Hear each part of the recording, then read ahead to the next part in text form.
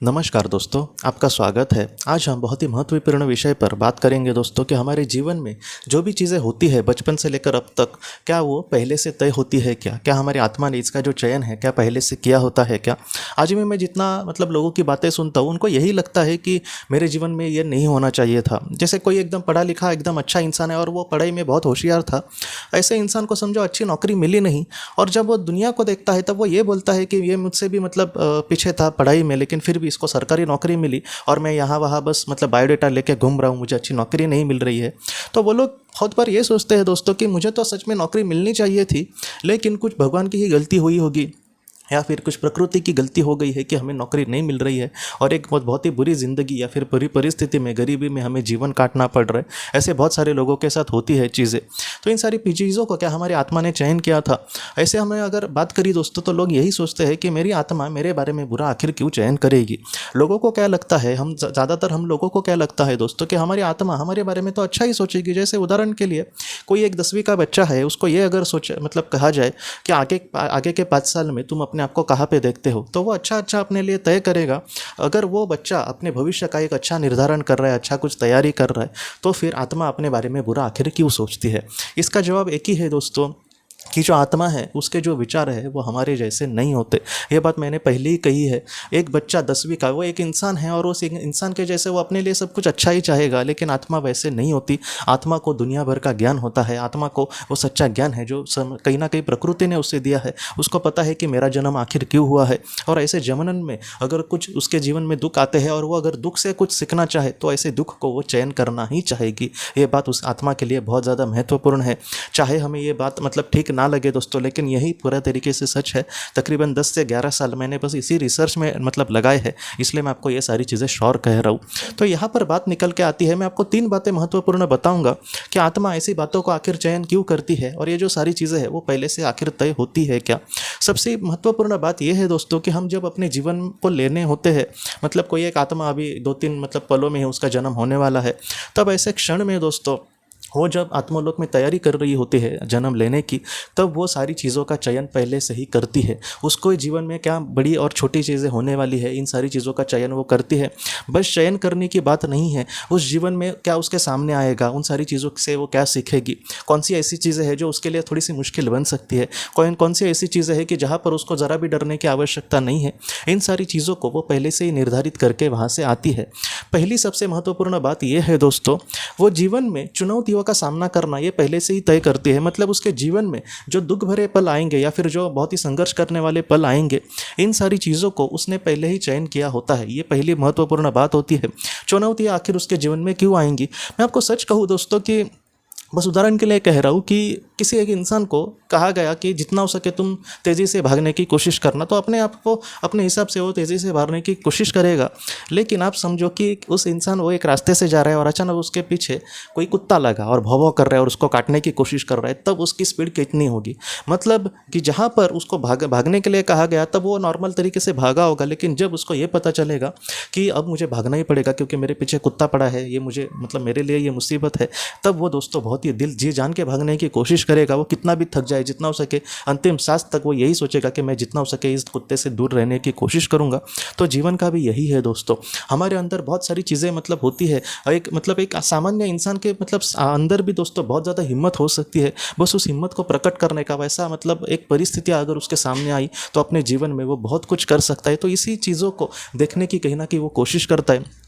मुझे आज भी लोग अपने जीवन की जब बातें कहते हैं तो वो लोग वही कहते हैं। ज़्यादातर 80% 90% लोगों ने मुझे वही बोला है कि मुझे भी नहीं लगा था कि मैं अपने जीवन में इतना आगे बढ़ पाऊंगा, लेकिन आज मैं आगे बढ़ चुका हूँ। बहुत भी चीज़ें उनके हो सकती है उनके जीवन में हो।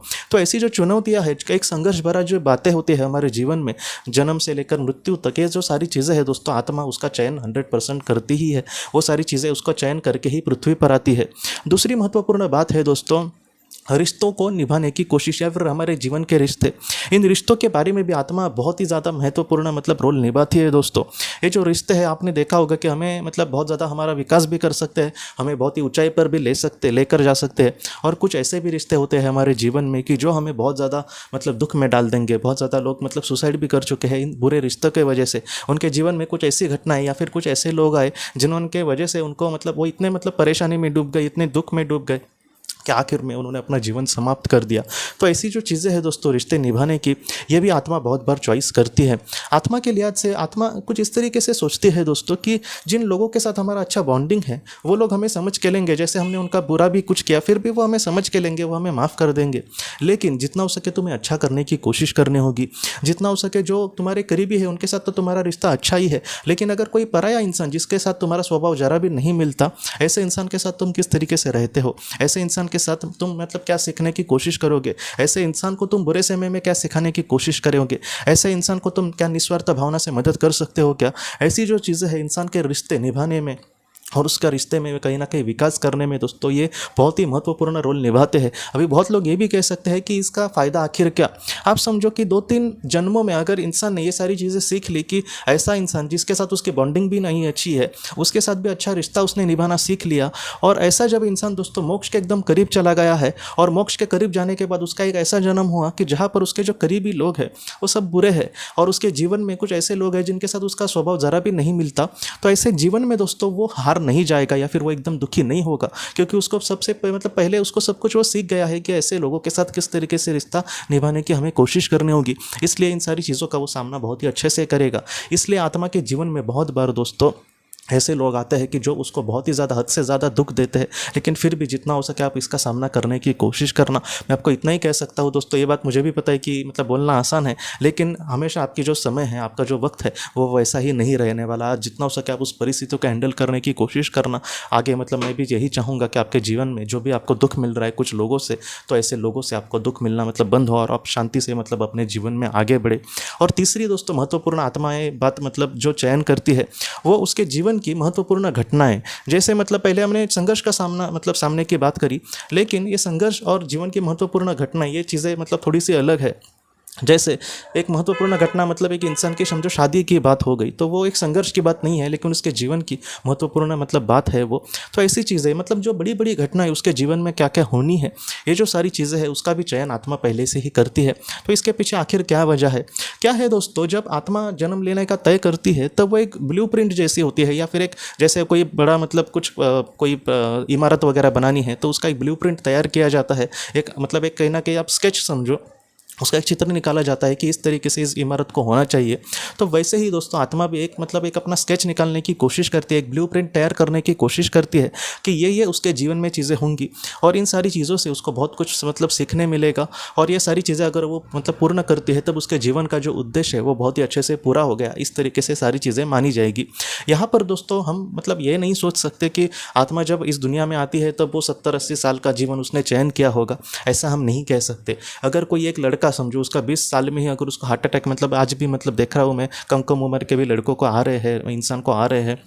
तो इस तरीके से दोस्तों अगर उसके जीवन में उसने तय किया है कि 20 के उम्र में मुझे हार्ट अटैक आएगा और मैं चला जाऊंगा, तब उसका जीवन का मतलब जो ब्लूप्रिंट होगा वो वहीं तक होगा कि इस जीवन में, इतने छोटे से जीवन में भी उसको हो सकता है कि बहुत सारी जो चीज़ों का वो चयन करे या फिर बहुत कम भी चीज़ों का वो चयन कर सकते हैं। लेकिन ऐसे समय में ये देखा गया है कि उसके जो करीबी लोग हैं उनके जीवन में हो सकता है कि वैसा दुख आए इसलिए इसको जीवन कम मिला हो, या फिर दूसरा ये भी हो सकता है कि इस कम जीवन में भी मतलब उसके आत्मा के लिए ये महत्वपूर्ण चीज़ हो सकती है कि वो बहुत ही कम उम्र में ही दुनिया से मतलब चले जाए।